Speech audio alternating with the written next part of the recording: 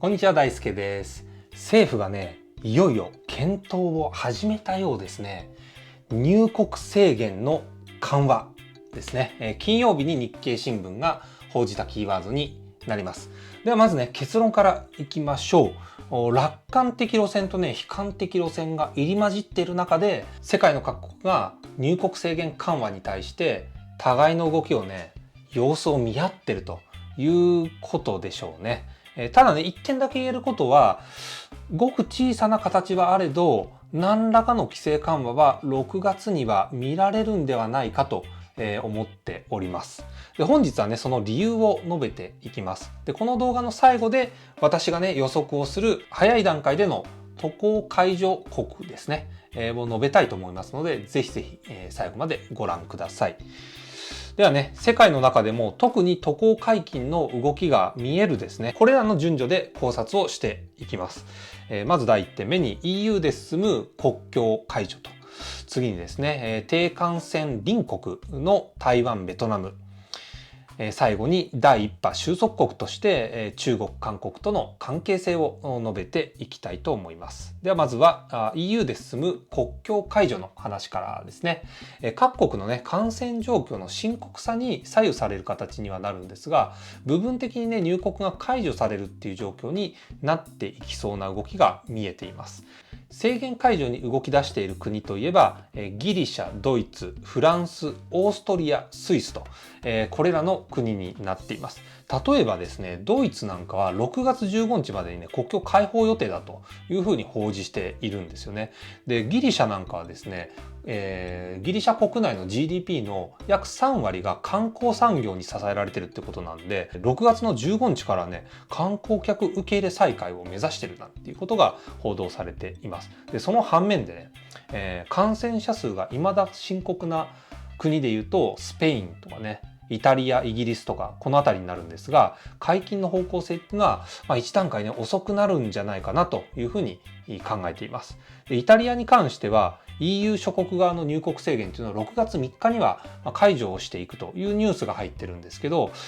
どうなんでしょうね。これ大丈夫なんでしょうかね。この辺りの結果がね、どうなっていくのかっていうのは、注目していきたいところになります。で、ここから言えることっていうのが、感染者数が低い国同士っていうのはですね、段階的に入国制限が解除されていく傾向にあるので、いわゆるね、グリーンゾーン的な経済圏が出来上がる可能性がありますよね。世間ではね、このことをトラベルバブルって呼ぶみたいなんですよ。で、例えばね、オーストラリアとニュージーランド間っていうのは社会的経済的な結びつきっていうのは強いね、隣国同士ってことなんで、トラベルバブルの議論が進められてるっていうような話が報じられてますよね。ではね、次の考察に行くんですけど、日本のね、隣国でもあって、かつ低感染国である台湾、ベトナムの存在に考察を深めていきましょう。アジア圏で特にね、感染者数が少なくて、かつ日本との経済的な結びつきも強い国ということで、この2国を挙げています。人口100万人における感染者数というので、まず数字で見ていきましょう。台湾に関しては日本の6分の1ですね。ベトナムに至ってはなんとね、40分の1っていうね、非常に低い感染者数が確認できています。で、日本側のね、感染爆発が、あとはね、もう防げさえすれば、両国間でね、渡航再開の議論を進めていくっていうのは、周辺国と比べたらおそらくね、進めやすいんじゃないかというふうに見られますよね。では次ですね、第一波収束国である中国、韓国との関係性というところなんですが、アジアの中でね、それなりの累計感染者数がいる国でもありますけどね、とりあえずね、この2国に関してはコロナ感染の第一波乗り切ったというふうに見ていいんじゃないでしょうか。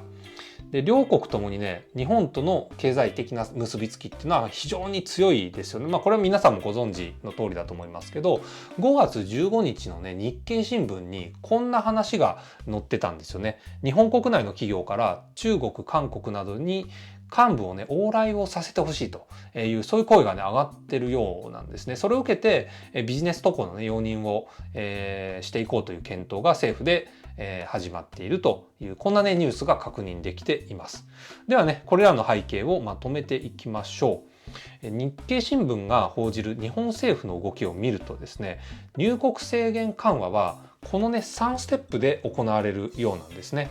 第1段階がビジネス、次が留学生、最後が観光客と。まずはね、ビジネスと留学生に対する入国制限のね緩和がどの程度スピーディーに行われるものなのかっていうのを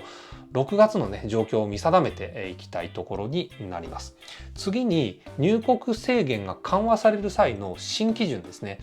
いわゆるニューノーマルにおける渡航条件については引き続きね注意深くチェックをしていきたいところですよね。入国制限ねこれ緩和されたとしても仮にね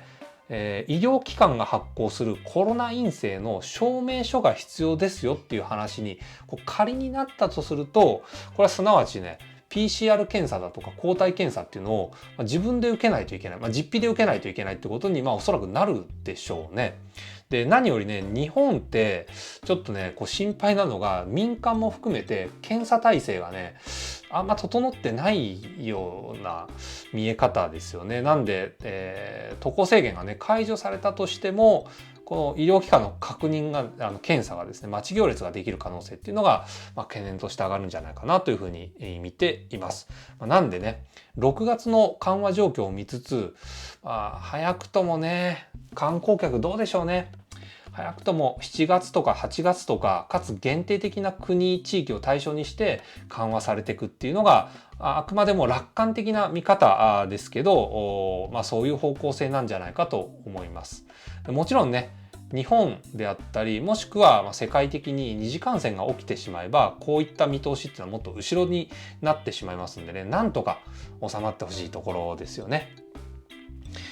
で、最後にね、私が予測する早い段階での渡航解除国っていうのをこちらに記して終わりたいと思います。この6つですね、ドイツ、スイス、ベトナム、台湾、中国、韓国ということで、これらはね、ある程度感染が抑えられていて、なおかつ日本との経済的な結びつきが強い国ということで、挙げさせていただきました。これはね、あくまでも私の予想になるので、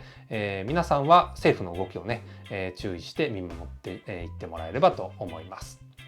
自分としてはね相方がいるねフィリピンがこの中にね入ってくれるということを祈るばかりなんですが、